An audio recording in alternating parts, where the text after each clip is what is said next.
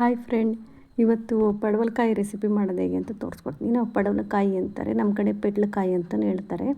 ಇದರಿಂದ ನಾನು ಸ್ವಲ್ಪ ಗ್ರೇವಿ ಮಾಡ್ಕೊಳೋದು ತೋರಿಸ್ಕೊಡ್ತೀನಿ.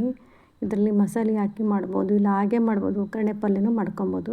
ನಾನಿಲ್ಲಿ ಮಸಾಲೆ ಹಾಕ್ಬಿಟ್ಟು ಮಾಡಿ ತೋರಿಸ್ತೀನಿ. ಇದನ್ನು ಒಳಗಡೆ ಬೀಜಲೆಲ್ಲ ತೆಗೆದು ಮೇಲ್ಗಡೆದೆಲ್ಲ ವೈಟ್ ಇರ್ತಲ್ಲ, ಅದನ್ನೆಲ್ಲ ಸ್ವಲ್ಪ ಚಾಕುನಿಂದ ಈ ಥರ ತೆಗೆದ್ಬಿಟ್ಟು ಸಣ್ಣದಾಗಿ ಕಟ್ ಮಾಡ್ಕೊಳ್ಳೋದು. ಇದಕ್ಕೆ ಒಂದು 3 ಈರುಳ್ಳಿ, ನಮಗೆ ಎಷ್ಟು ಗ್ರೇವಿ ಬೇಕು ಅಷ್ಟು ಒಂದು 3 ಈರುಳ್ಳಿ ತೊಗೊಂಡು ದಪ್ಪ ಕಟ್ ಮಾಡಿಕೊಂಡು ಸ್ವಲ್ಪ ಎಣ್ಣೆ ಹಾಕಿ ಹುರಿಬೇಕು. ಇದಕ್ಕೆ ಒಂದು ಟೊಮೆಟೊ ಸಾಕು, 1 ಟೊಮೆಟೊ, ಒಂದು 2 ಪೀಸು ಚಿಕ್ಕದು, ಒಂದು 2 ಪೀಸು, ಒಂದು 3-4 ಲವಂಗ, ಒಂದು 5-6 ಕಾಳು ಮೆಣಸು ಹಾಕ್ಕೊಬೇಕು. ಜಾಸ್ತಿ ಮಸಾಲೆ ಹಾಕ್ಕೊಂಡ್ರೆ ಅಷ್ಟು ಚೆನ್ನಾಗಿ ಬರೋಲ್ಲ, ಸ್ವಲ್ಪ ಮಸಾಲೆ ಟೇಸ್ಟೇ ಇರುತ್ತೆ. ಹಾಗಾಗಿ ಸ್ವಲ್ಪ ಲೈಟಾಗಿ ಹಾಕ್ಕೊಬೇಕು. ಇದಕ್ಕೆ ಬೆಳ್ಳುಳ್ಳಿ, ಶುಂಠಿ, ಕೊತ್ತಂಬರಿ ಸೊಪ್ಪನ್ನು ಹಾಕ್ಕೊಂಡು ಚೆನ್ನಾಗಿ ಫ್ರೈ ಮಾಡ್ಕೊಬೇಕು. ಫ್ರೈ ಆದಮೇಲೆ ಸ್ವಲ್ಪ ಒಣಕೊಬ್ಬರಿ, ಧನಿಯಾ ಪೌಡರು, ಸ್ವಲ್ಪ ಉಪ್ಪು ಎಷ್ಟು ಬೇಕಷ್ಟು ನೋಡಿ ಹಾಕ್ಕೊಳ್ರಿ. ಉಪ್ಪು ಹಾಕ್ಕೊಂಡು ಮಿಕ್ಸಿ ಮಾಡಿಕೊಂಡು ಎತ್ತಿಡ್ಕೊಳ್ಳೋದು.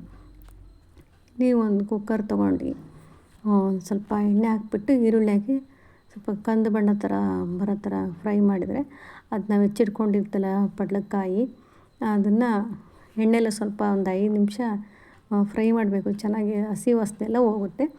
ಆಮೇಲೆ ಅದಕ್ಕೆ ಸ್ವಲ್ಪ ಅರಿಶಿನ ಪುಡಿ, ಖಾರದ ಪುಡಿ, ಸ್ವಲ್ಪ ಉಪ್ಪು ಹಾಕ್ಬೇಕು. ನಾವು ಆವಾಗಲೇ ಸ್ವಲ್ಪ ಮಿಕ್ಸಿಗೆ ಉಪ್ಪು ಹಾಕ್ಕೊಂಡಿದ್ದೆ. ಇವಾಗ ನೋಡಿ ಒಂಚೂರು ಲೈಟಾಗಿ ಉಪ್ಪು ಹಾಕ್ಕೊಂಡು ಚೆನ್ನಾಗಿ ಹಸಿ ವಾಸನೆ ಹೋಗೋ ತನಕ ಫ್ರೈ ಮಾಡಬೇಕು.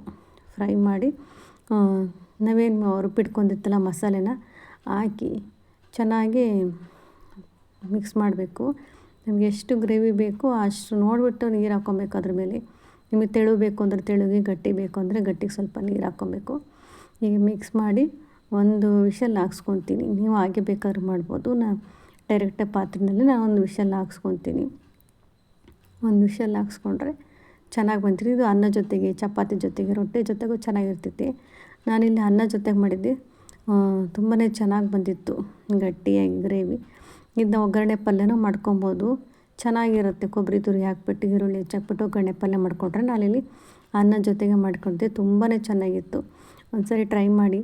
ಹಾಗೆ ನನ್ನ ಚಾನಲ್ನ ಸಪೋರ್ಟ್ ಮಾಡಿ, ಸಬ್ಸ್ಕ್ರೈಬ್ ಮಾಡ್ಕೊಳ್ಳಿ ಪ್ಲೀಸ್. ಹೀಗೆ ಸಪೋರ್ಟ್ ಮಾಡ್ತಾರೆ. Thank you for watching. Thank you.